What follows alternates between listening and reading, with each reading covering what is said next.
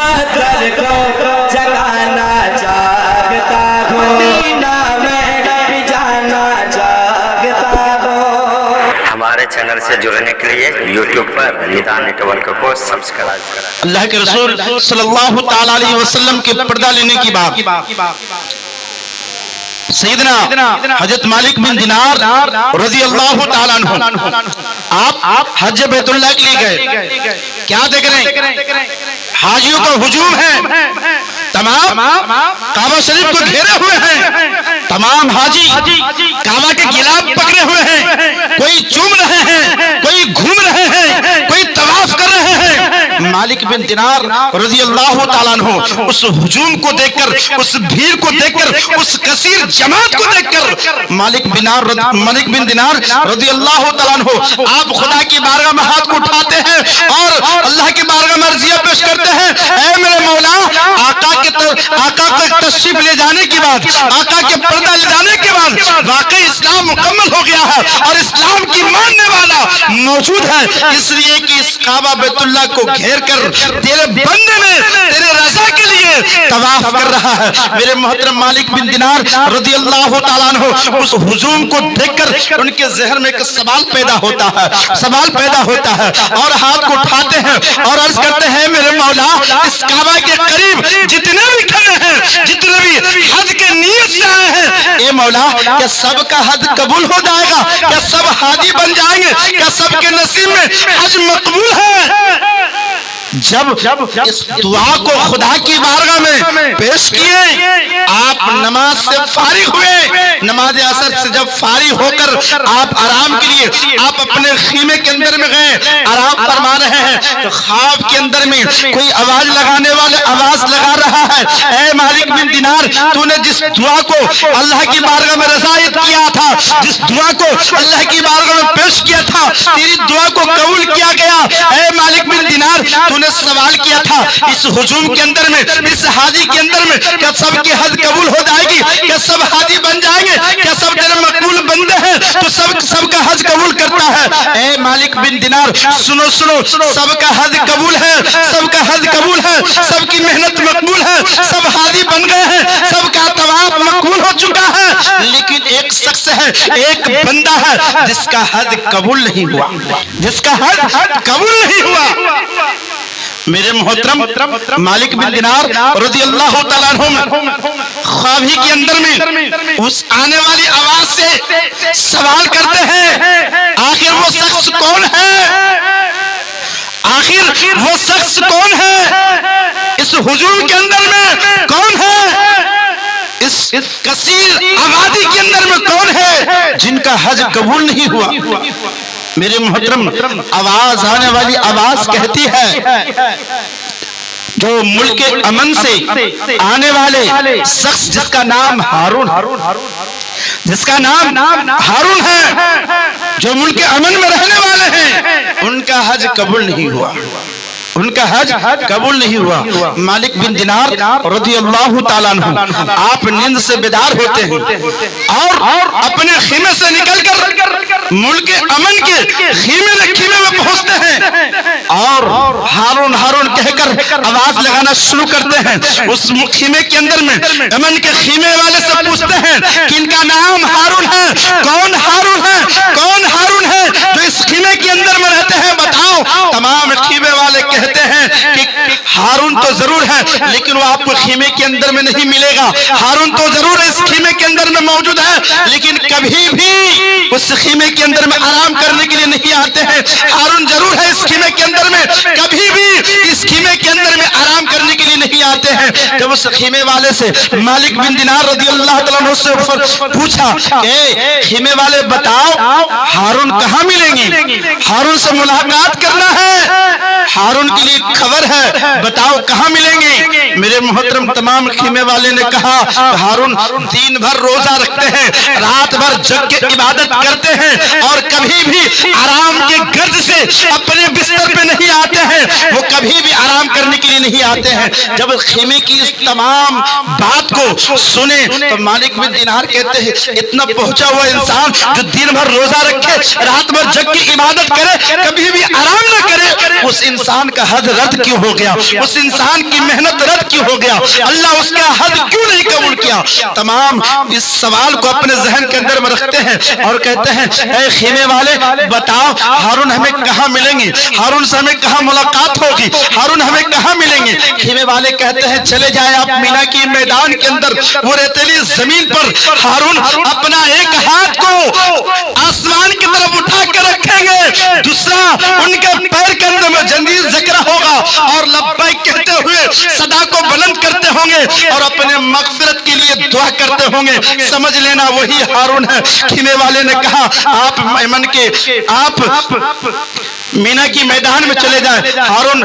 حضرت مالک بن دینار آپ جب مینا کے میدان کے اندر میں جاتے ہیں اس ریتیلی زمین پہ جاتے ہیں سناٹا جگہ ہے کوئی آواز نہیں ہے کوئی شخصیت موجود نہیں ہے لیکن ایک شخص ہے جس کا ایک بازو کٹا ہوا ہے جس کا ایک ہاتھ آسمان پہ اٹھا ہوا ہے جس کا ایک پر جنجیر میں جکڑا ہوا ہے اور اپنے آپ کو مغفرت کا طلب کر رہا ہے اپنے آپ کو گناہ کا ثابت کر رہا ہے کہ مولا میں نے گناہ کیا تھا تو معاف کرنے والا ہے مولا میری خطاؤں کو معاف کر دے مالک بن دینار اس آواز کو سنتے ہوئے اس شخص کو دیکھتے ہوئے آپ آگے بڑھتے ہیں اور جب ہارون کے قریب پہنچتے ہیں آپ اپنے زبان کو نہیں کھولے ہارون کہتے السلام علیکم اے ساحل آپ آئے ہیں آپ اپنے مرضی سے نہیں آئے آپ نے خواب دیکھ کر میرے پاس آئے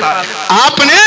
اپنے مرضی سے نہیں آئے آپ نے خواب دیکھ کر آئے ہیں مالک بن دینار اپنے من میں سوچتے ہیں میں نے اپنے زبان کو نہیں کھولا اپنی دل کی بات کو نہیں رکھا اپنے دل کی اطمینان کی بات کو نہیں رکھا میں نے کوئی سوال و جواب نہیں کیا میں نے کچھ نہیں بولا اے ساحل اے شخص بتا تو کون ہے آخر یہاں پر تیرا پیر جکڑا ہوا کیوں ہے تیرا بازو کٹا ہوا کیوں ہے تو مغفرت کا طلبگار کیوں ہے تو روتا ہوا کیوں ہے اس ریتیلی زمین پر خالی پر کھڑا کیوں ہے آخر کون ہے تو وہ شخص کہتا ہے میرا ہی نام ہارون ہے میں ہی ہارون ہوں تم اپنے خواب کے اندر میں اپنے آرام کے اندر میں جو آواز سنے ہو جس کا حج رد کر دیا گیا تھا وہ شخص میں ہی ہوں کہ میرا حج قبول نہیں ہوتا میری عبادت قبول نہیں ہوتی میری ریاضت قبول نہیں ہوتی میری دعا قبول نہیں کیا جاتا میں ہی وہی گنہگار ہوں جس کے آپ طلبگار ہیں جس کو آپ خود رہے ہیں حضرت مالک بن دینار فرماتے ہیں آخر آپ کی خطا کیا ہے آپ کی غلطی کیا ہے آپ کا گناہ کیا ہے جس کی وجہ سے آپ حج کرتے ہیں آپ کا حج قبول نہیں ہوتا آپ حج کرتے ہیں آپ کا حج قبول نہیں آپ رات جگ کر عبادت کرتے ہیں عبادت قبول نہیں دین میں بھوک و پیاس کو برداشت کر کے روزہ رہتے ہیں آپ کا روزہ قبول نہیں آخر آپ سے کون سی خطا ہو چکا ہے آپ کس گناہ کا شکار ہیں آپ بتائے تو صحیح ہارون کہتے ہیں مجھے شرم آتا ہے مجھے شرم آتا ہے اپنے گناہ کو اظہار کرنے کے لیے اپنے گناہ کی داستان بتانے میں مجھے شرم محسوس ہوتا ہے میں کیسے بتاؤں اپنی خطا حضرت مالک بن دینار کہتے ہیں آخر بتاؤ تم اتنا عبادت کرتے ہو اتنا ریاضت کرتے ہو اتنے روزے رکھتے ہو اتنے گریہ وزاری کرتے ہو رو رو کر اللہ کی بارگاہ میں دعا کرتے ہو آخر تم کون سی خطا کیے ہو جس کی بنیاد پر اللہ تمہاری صدا کو نہیں سن رہا ہے تمہاری دعا کو قبول نہیں کر رہا ہے تمہاری عبادت کو قبول نہیں کر رہا ہے آخر تم کون سی خطا کیے ہو تو ہارون کہتا ہے کہ میں شرم محسوس کرتا ہوں لیکن آپ کا اصرار پر آپ کی زبردستی پر میں بتا رہا ہوں میں ایک غریب نہیں بلکہ امیر باپ کا بیٹا تھا ایک لخت جگر باپ کا بیٹا تھا ایک امیر باپ کا بیٹا تھا باپ کا ایک لوتا بیٹا تھا اور میرے باپ گزر جانے کے بعد تمام مال و زر کا تنہا مالک میں رہا میری ماں آنکھ کی اندھی ہو چکی تھی میری ماں میرے سہارا تھی میری ماں کے لیے میں سہارا تھا میرے ماں اور میری ماں کے سوا اور میرے سوا کوئی اور دوسرا نہیں تھا، بس دو ہی شخص تھے، ایک میری ماں تھی، ایک میں تھا۔ میں دونوں زندگی گزار رہا تھا، لیکن رفتہ رفتہ ایک دوسرے کے ساتھ تیسرا بھی آنے لگا، ایک شخص دوسرے شخص کے ساتھ ملنے لگا۔ میں امیر باپ کا بیٹا تھا، میرے ساتھ غریب دوست بھی مل گئے، غریب ساتھی بھی مل گئے، ایک دوسرے کے ساتھ دوستی بھی بڑھتا گیا۔ میرے محترم، میں اپنے ماں کے ساتھ بھی زندگی گزارتا، لیکن دوست کے ساتھ وقت بھی گزارا کرتا تھا، دوست کے ساتھ ٹائم بھی دیا کرتا تھا۔ اتفاق کا بات ہے عبد المالک بن دینار، آپ سنیں، اتفاق کی بات یہ ہے کہ میں اپنے دوست کے ساتھ مل کھل کر شراب کا عادی بن چکا تھا، جوا کا عادی بن چکا تھا، شراب کا نشہار بن چکا تھا، اور میں شراب میں ہمیشہ ڈوبنا شروع کر دیا۔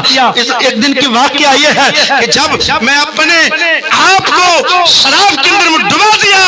اور میرا جب ہوش اپنے قابو میں نہیں رہا، اس دن میری ماں اپنے دروازے پر انتظار کر رہی تھی، میری ماں اپنے دروازے پر میرا انتظار کر رہی تھی، اور کب بیٹا آئے گا اور کب بیٹا کا چہرہ کو دیکھوں، آنکھ کو چوموں، ہونٹ کو چوموں، ماں انتظار کر رہی تھی، اس لیے کہ ماں کا کوئی سہارا نہیں تھا۔ شوہر گزر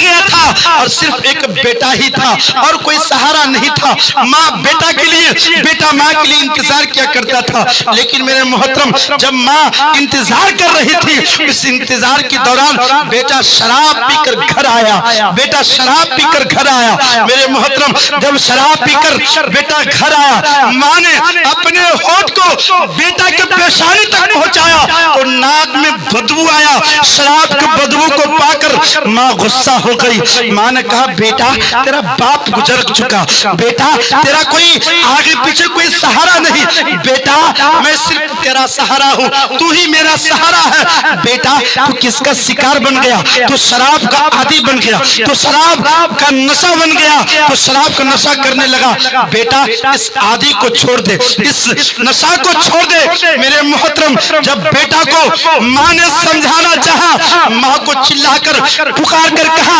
اے میری ماں مجھے مت سکھا کیا اچھا ہے کیا برا ہے۔ ماں نے جلال میں آ کر بیٹے کے غال پہ ایک تماچا مارا۔ ماں نے سمجھانے کو کوشش کی لیکن بیٹا نے سمجھا نہیں، اس تماچے کے مار کو برداشت نہیں کیا اور اپنے ماں کو الٹا تماچا مارا۔ شراب کے نشے سے ماں بچانا چاہیے، اس برے کام سے بچانے کے لیے ماں نے ایک تماچا مارا۔ ماں کی تماچا اس بچوں کو برداشت نہیں ہوا، ماں نے اس تماچے کی جواب میں بیٹا نے کئی تماچا مارا، کئی تماچا مارا، اور جب تماچے سے دل کو اطمینان نہیں پہنچا، ذہن کو سکون نہ، تو نشہ میں بیٹا اپنے ماں کو گود میں اٹھایا، اور تندور میں ڈال دیا، تندور میں ڈال دیا۔ ماں جل کر خاک ہو گئی، ماں اس تندور کے اندر میں جل کر خاک ہو گئی۔ بیٹا شراب کی حالت میں تھا، اسے کوئی ہوش نہیں، اسے کوئی فکر نہیں۔ ماں کو تندور میں ڈال کر بیٹا اپنا بستر پر لیٹ گیا۔ جب صبح کے وقت ہوا، جب نیند سے وہ فارغ ہوا، اٹھا تو کیا دیکھ رہا؟ ماں جلی پڑی ہوئی تندور کے اندر میں، آگ کے اندر میں جلی ہوئی ہے، جلی ہوئی ہے۔ اپنے ماں کو اس ہڈیوں کو اٹھائے، جلا ہوا بدن کو اٹھائے، روتے ہوئے کہے میری ماں تو نے سچ کہا تھا، اس عادی کو چھوڑ دے، اس نشہ کو چھوڑ دے، اس نشہ نے تیری جان لے لیا۔ ماں میں نے تیرا جان لیا۔ جب مالک اس ہارون کو اپنے خطا پہ افسوس آیا، اپنے غلطی پر افسوس آیا کہ میں نے اپنے ماں کو اپنے ہاتھ سے قتل کیا، اپنے ماں کو اپنے ہاتھ سے تندور کے اندر میں ڈال دیا، اس خطا پہ افسوس آیا۔ وہ ہارون فوراً تلوار کو نکالا، اپنے داہنے بازو کو بائیں ہاتھ سے کاٹ ڈالا، बाएं हाथ से काट डाला, पूरे मानो जर खुदा की राह में कुर्बान कर दिया, लुटा दिया, निछावर कर दिया, सदका कर दिया, और कारोबार को बेचकर हज बैतुल्लाह के लिए चला गया। हारून फरमाते हैं मालिक गुनाह के माफी के लायक नहीं, एक दिन वो बख्शा जाएगा, एक दिन किया जाएगा, वो हश्र की मैदान होगा जब उसकी माँ जो आग में जल गई थी अपने बच्चे को अच्छी तरबियत देने की सूरत में, अपने बच्चे को अच्छे इल्म देने की सूरत में माँ अपने आप को शहीद कर ली। वो माँ जब जन्नत में जाएगी अल्लाह से फरियाद करेगी कि मौला तेरा जन्नत मुझे पसंद नहीं, मैं तेरे जन्नत में रहना नहीं चाहता। तो उस वक्त मौला कहेगा आखिर इस जन्नत के अंदर में कमी क्या है, इस जन्नत के अंदर में खामियां क्या है। तो वो माँ कहेगी कि इस जन्नत के अंदर में मुझे मेरा बेटा चाहिए। तो मेरे मोहतरम पता क्या चला, पता ये चला अगर माँ के साथ बदसलूकी करेंगे तो इस दुनिया के अंदर में भी मुसीबत का सामना करना पड़ेगा, और अगर माँ का बददुआ मिल गया तो दुनिया भी बर्बाद और आखिरत भी बर्बाद होता हुआ नजर आएगा। इसलिए मेरे मोहतरम अगर आप अपने औलाद को अगर अच्छे तरबियत देते हैं, वो औलाद आपके लिए एक लाठी, एक सहारा, एक रहबर बन जाता है। और वही औलाद को अच्छे इल्म नहीं देते हैं, शराब का आदी बन जाता है, नशाखोर बन जाता है। वही औलाद कल चल के आपको लाठी बरसाता है, आपको मारता है।